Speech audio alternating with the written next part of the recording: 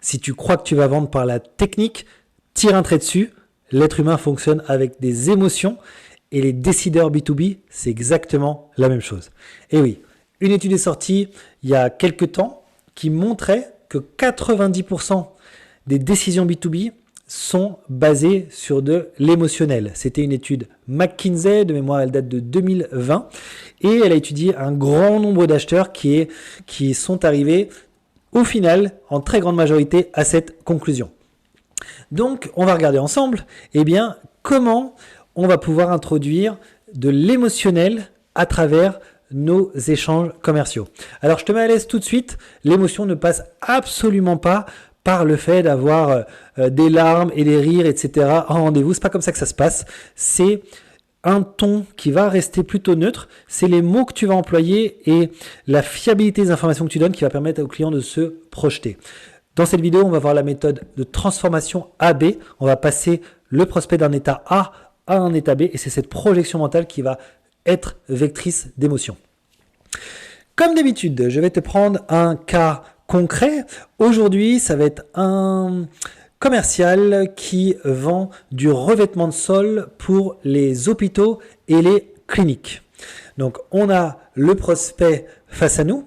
Et le dernier élément que je vais te dire, statistique, c'est que sache que l'émotionnel, ça passe par le fait de raconter des histoires, le storytelling. Et il y a une étude également d'un organisme qui s'appelle le PPTPOP qui a établi que les pitchs qui convertissent le plus 65%, ce sont les pitchs qui incluent du storytelling. C'est exactement ce qu'on va faire ici. On va inclure le storytelling, les émotions pour qu'on arrive à signer notre commande.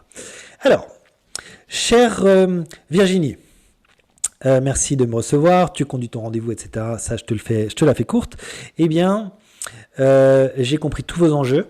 J'aimerais juste faire un petit récapitulatif, comme ça vous allez me dire si ça colle effectivement. Dans votre clinique, vous avez donc un carrelage depuis pas mal d'années à tous les étages. Actuellement, ce carrelage pose 3 problématiques principales. La première, c'est que régulièrement, du fait qu'il y ait quelques carreaux qui soient cassés, les brancards à roulettes se coincent dessus, ce qui fait qu'à la fois le personnel soignant et les patients sont un petit peu agacés à force parce que ça fait beaucoup de remue sur à la fois le lit et beaucoup de troubles musculo-squelettiques pour votre personnel soignant. Donc ça, c'est un problème assez fondamental. Deuxième chose, vous m'avez parlé du fait que ça fait également du bruit. Le carrelage, tout simplement, même quand il est en bon état, les roues passent dessus, ça fait un petit peu de nuisance pour toutes les chambres d'hôpital qui doivent rester au repos. Donc ça crée cette problématique-là. Et enfin, vous m'avez parlé du fait que vous avez eu des chutes parfois de personnel, ça arrive dans tous les hôpitaux, c'est normal, et le carrelage qui est un élément très dur, un petit peu comme le marbre, ça occasionne des chutes qui sont des chutes lourdes, qui occasionnent des blessures un peu plus long terme que la normale. Donc j'ai bien noté votre situation actuelle. Petite parenthèse, situation actuelle, c'est l'état A de ton prospect. Donc garde bien en tête, cette transformation AB passe par récapituler l'état A comme je viens de le faire. On va basculer maintenant dans la projection sur l'état B, l'état avec notre offre en place. Virginie, vous savez, il est possible aujourd'hui de fonctionner différemment. Demain, si on collabore ensemble, on mettra en place un sol qui s'installe en une seule couche.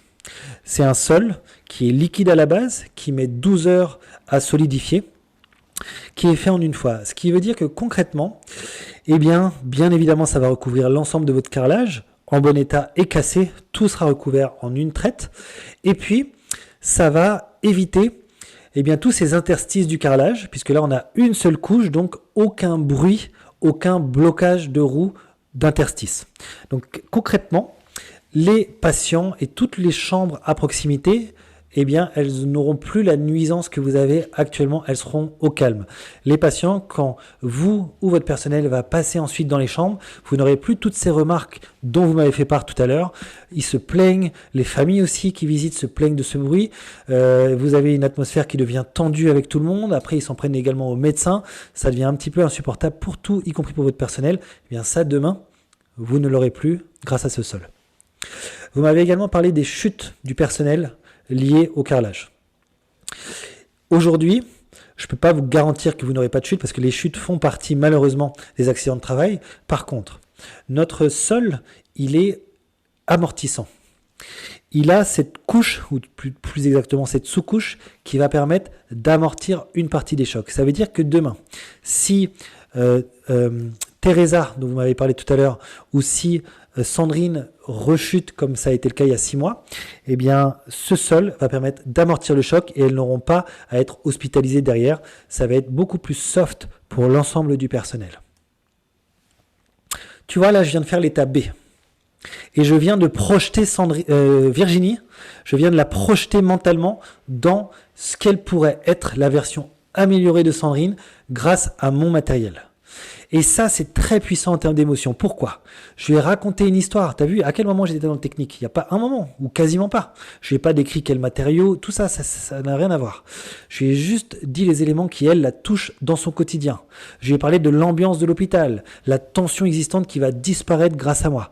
Tout ça, ça a été vecteur d'image dans la tête de Virginie. Ça a été vecteur d'émotion. Et c'est ça qui a le plus fort impact dans la vente. Enfin, à aucun moment, j'ai bondi, je suis allé très très haut ou très très bas, j'ai essayé de faire pleurer ou rire la personne, pas du tout. Les émotions, une fois de plus, c'est passé par son cerveau reptilien, on appelle ça, reptilien et limbique. C'est les deux cerveaux qui fonctionnent sur l'instinct, les émotions. Donc on n'est pas dans le rationnel. C'est pour ça qu'on va éviter complètement l'aspect technique. On va rester sur l'histoire, sur l'imaginaire et la fiabilité de notre système. J'espère que ça te plaira. Garde ça en tête, transformation de A à B, vecteur d'émotion, puissance numéro 1 dans la vente B2B d'aujourd'hui.